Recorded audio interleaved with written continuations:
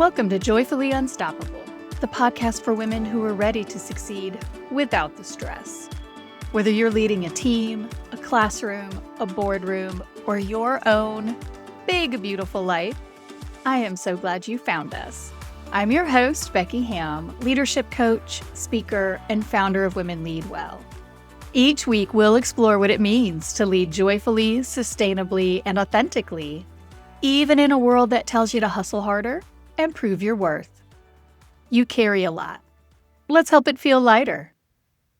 So, y'all, I am so excited. If you follow me on social media, you have seen me posting about the Women's Executive Leadership Lab. It is a new membership program that kicks off Thursday with our very first group coaching call.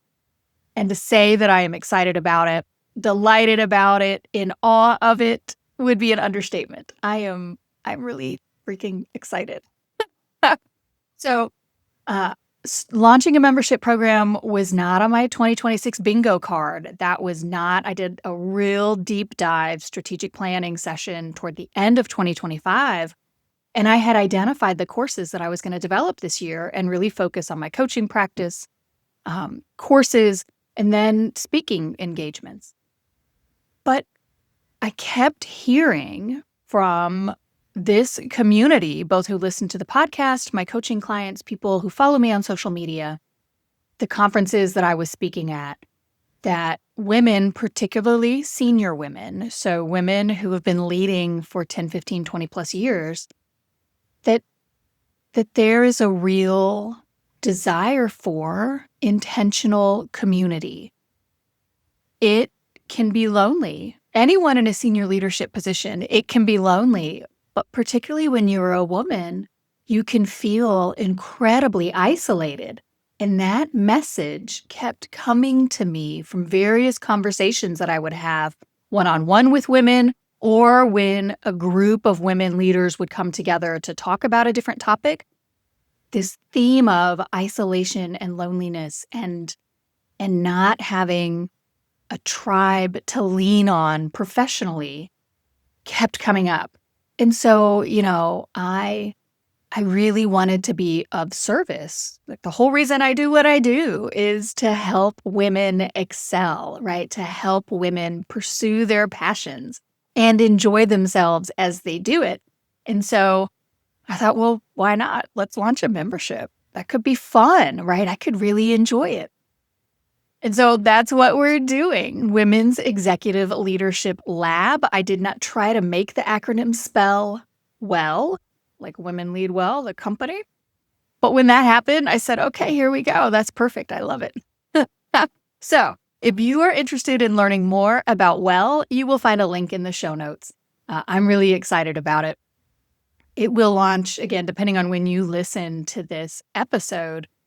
Our first group coaching call is on the 12th, and then there'll be 2 group coaching calls a month. I'm going to do weekly, quote unquote, office hours where I will be on a Zoom call. And so if members want kind of on the spot one-to-one coaching, we can do little mini one-to-one coaching calls. I'll be building out a content library.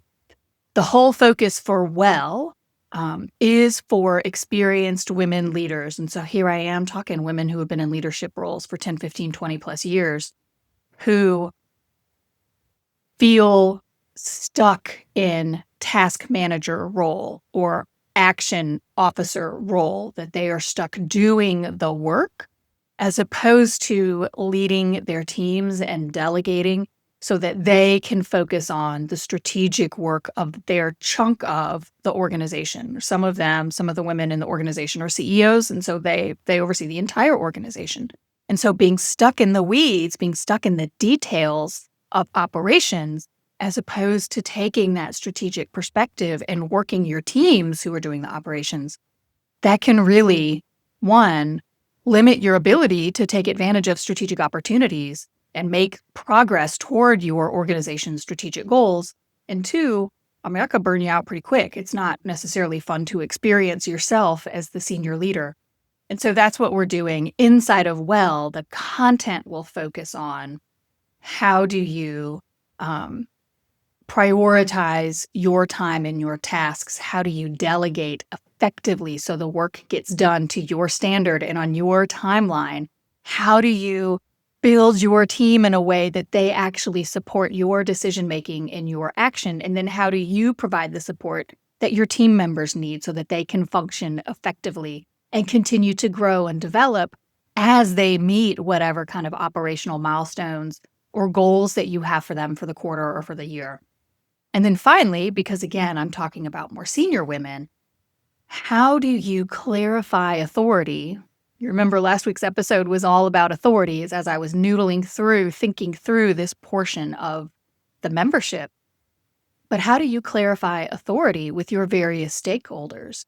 Many of the women in the founding cohort of Well, they report to boards, right? So board management is a core responsibility that they hold. And so making sure that they can communicate effectively with their boards and process feedback from the boards effectively is vital to their success and, again, to their enjoyment of the leadership process. Boards can really stress you out. Over the years in my various roles, I have managed boards. I have been part of, I serve on a governing board for a seminary up in Wesley Theological Seminary up in DC. I love it. And so it's that relationship with your board is special. It can be really enjoyable and lovely. And so how do you create that form of a relationship with your board as opposed to one that is more stressful and maybe reactive and sometimes acrimonious? So if you're interested in learning more, check it out. Again, the link is in the show notes below. But what I want to talk about today is this facet of community. And it's why I organized Well as a membership as opposed to just another course, even a group coaching program. It's because these conversations that I've had with particularly senior women, but across the board, is that there is this need for, yearning for connection and community. And it was interesting several years ago when I worked for the Department of then Defense, when I worked for the Marine Corps, I was in a talk with a very senior retired 4-star, and he was talking about his time in service. And he is a household name. If you know anything about the military over the last 20 years, you would know this individual, instrumental in the wars in Iraq and Afghanistan, and mentioned in his conversation that I was in how lonely it was to be a senior leader in the military because there are just not that many 4-stars. And Congress limits the number that there can be. And when you operate at that level, you're pretty stinking busy. And so you feel guilty about calling a friend of yours who might be another 4-star, who might be able to walk you through, think through a thorny problem that you're noodling with, because you know that that person has as much on their plate as you do, and there's not time for that. And that stuck with me in the moment, because at the time what I was thinking was, that is really painful for the individual, but damaging, or there's real vulnerability for the organization, that if senior leaders if there's nobody that they can bounce ideas off of with or noodle through thorny problems with, then they're only stuck with their own reasoning, their own thinking. Wow, like that's really limiting to the type of strategic level thinking that we expect from these individuals. And of course, they're great people who were chosen to serve at that level. So it's not like they show up and they don't have any idea what they're doing, right? They have been vetted at every level from the time they turned 18 or 21, 22 when they come into service as officers till the time they reach that period. But still, all of us think better when we can do it with somebody else. And so I was really struck by that in the moment. And it continues to resonate with me as I have shifted to work with women, to serve women, because it is so true for so many women leaders, particularly as we grow more senior. LinkedIn just released data a couple weeks ago that shows that while women represent 44-45% of the global workforce, it's more that in the United States, women are the majority of the overall workforce. Women comprise only 31% of VP level roles and above. So again, in the US, we're over 50% of the workforce, but we don't even have a third of the VP or more senior level roles. And what's worse is that the trend is moving in the wrong direction. Women's share of senior leadership peaked in 2022, and it's been on a decline for the past 3 years. When you add to that return to office mandates that have been on the rise over the past 12 months, we know that that is contributing, one, to women exiting the workforce, big studies on that released toward the end of last year, but two, for those women who stay in the workforce, increased stress on those leaders. And then three, I haven't seen this as well documented, but I'm going to go out on the limb and say it. Three, potential for increased bias in hiring actions at those more senior levels, especially because we know at those more senior levels, your expectation is not a traditional 9 to 5. The expectation is greater in terms of the commitment senior level leaders make in their presence and the time and the energy that they bring to organizations. And we see this across industries. I spoke at the American Council of Education's Women's Network Leadership Conference a couple of weeks ago, and this shrinking of senior level opportunities for women was a real topic of conversation there. Women are feeling their opportunities shrinking, declining, the number of opportunities declining, and the challenge, the hurdles that they have to clear in order to make it into one of those opportunities growing.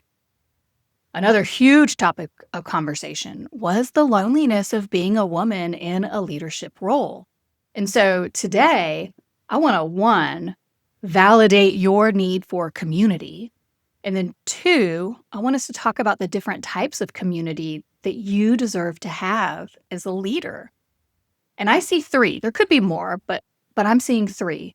One, you deserve to have community with your peers. And now that might be other women in the same place in your industry. So Women in International Security brings together women, I guess, across levels of seniority from like interns all the way up to senior leaders. But women in the international security space, women in cybersecurity, women in medicine, women in whatever, industry-specific women's groups. These connections help you feel rooted, right, and go deep in your industry. They allow you to share experiences with other women who get it, right? Other women who may have a very similar experience to you. I would say by contrast, there is also real value in being connected to women outside of your industry. This helps to broaden your understanding of how women navigate challenges, right? Potentially from different perspectives. And so, Women's Executive Leadership Lab is one opportunity to do that. I built it intentionally to bring together women from different industries so that you can learn from one another and feel that connection of professional, amazing women, potentially also with a little bit more anonymity. If you're in an industry-specific group, people might know each other, right? And you might feel, well, people will know each other, but you might feel a little more reluctant to share some of the challenges you face because potential future employers might be in the conversation. Whereas if you move outside of your specific industry, then you might have a little more protection to be candid about what you're struggling with because these are women, I've got in the founding members of I've got all sorts of different people from different backgrounds. Well, they would never come into contact otherwise. And so they can have a little more trust being candid with each other because nothing's getting back, right? So that's that first kind of community. If you want to do it within your industry or if you want to do it outside of your industry, just having some sort of a community of women professionals who you identify as your peers. Second type of community that I'm going to tell you is super important. That is a community with your mentors and advocates. What do I mean by that? I mean, you absolutely deserve to have mentors, individuals, women and men, not only women, men as well, who have been where you are now, who can speak from experience about the challenges and the questions and the uncertainties and the confusions that you now grapple with, and who you feel safe sharing candidly your challenges and fears and uncertainties with. Those are your mentors, that trust relationship, someone who has been there and done that and can advise you. Different from coaching, and we talk about coaching other places, so I'm not going to talk about that right now. But when I'm talking about the community, having your mentors, more than one, I would recommend, who can really help give you that sage advice, sage counsel. But you also deserve a community of advocates. And we see it in social media. You'll see not a meme, but the quotes about surround yourself with people who will say good things about you in rooms that you are not in. That's a terrible quote, but it's something like that. You want a community of advocates too. They are the people who will recommend you for the promotion or recommend you for the assignment or talk you up with a potential client. You want that community too. Mentors who are going to tell you what to do, advocates who are going to throw down for you, go to the mat for you, advocate for you and your opportunities. Because as those opportunities are shrinking, and again, that's just what the data is telling us, as those opportunities are shrinking, it becomes increasingly important that you as a woman have more and more layers of positive messaging surrounding you. And your advocates can do that. And then the third and final community that I want us to talk about today has absolutely not one stinking thing to do with you professionally. And that is, you deserve to have a community outside of work. And you really, really do. And this can be hard, right? Particularly, if you're listening to this, you're probably in that sandwich generation where you've got kids of some level of grown and out of the house. But even if they're out of the house, the way things work today, even your adult kids, you are probably still involved in their lives. I hope you're involved in their life in some way. And then you've potentially got your parents, right? You've got other caregiving responsibilities. And you've got work. And if you're listening to this podcast, you probably are committed to your professional development and growth. You probably continue to have professional ambition. And so you're trying to do a good job because you see a future for yourself professionally.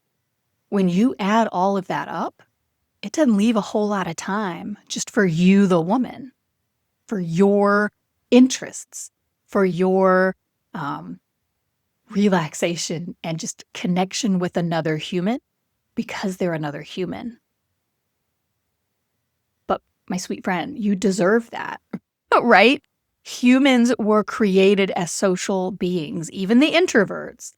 We crave human connection, not transactional connection, human connection. And so if you don't have that community of men and women who you can just enjoy spending time with that doesn't have anything to do with your job, with your professional obligations, then I would encourage you to cultivate that community. You deserve it. You will benefit from it. You will enjoy it. And the people you're in community with will enjoy it and benefit from it, and they deserve it too. Now, we've talked about, Women's Executive Leadership Lab. I built that to focus primarily on community with peers, right? And so in the founding group, we've got women from a bunch of different sectors, each of whom has decades of leadership experience, mostly within male-dominated spaces. And all of these women desire to lead at a high level. They're ambitious, they're thoughtful, they're committed to their growth. And that is that unifying glue that makes the membership cohesive. It's not the industry-specific connection. And it is the woman connection, but it's not only the woman connection. It's that even more refined filter of a particular type of woman who's been in the game for a while, who is already good at what she does, but is looking to refine and move to that next level and do it in community with other amazing women who are a lot like her.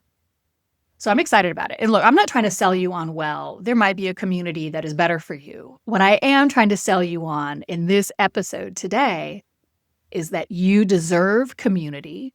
You deserve all three types of community. And that because of all the pressures on all of our lives, you're going to need to be intentional about finding those communities and then cultivating them over time. I solved that problem with Well, right? You join the membership and the community is there. But regardless, my point is just to say, find your peers, find your mentors, find your advocates, find your personal connections. And all of those will help keep you motivated, encouraged, accountable as you go. It's important. You deserve it. This is leadership for the long haul, and I want you to have it. So that is what I wanted to talk with you about today. Shifting gears. If you have more on your to-do list than you have time in your schedule, then I hope you'll join me next week when we're going to explore how to prioritize so all of your glass balls stay safely in the air. You're not going to want to miss it. And if this episode spoke to you, I would love for you to share it with a friend. We need more women leading from alignment, not adrenaline. And please don't forget to like and subscribe. And if you could leave a review, I would really appreciate it. It really helps. Those reviews, it sounds silly, but those reviews really are instrumental in all the different podcast platforms pushing Joyfully Unstoppable out to new listeners who might benefit from it. So it would mean a lot to me. Thank you. Also, you can always grab one of our free resources like the values clarification exercise, the weekly reset routine, and the mental load reset. All of that is available on the Women Lead Well website, and I'll link them in the show notes below. Remember, joyful, sustainable, and authentic leadership is possible, and you deserve to enjoy every minute of it. Until next time, I'm Becky Hamm, and this is Joyfully Unstoppable.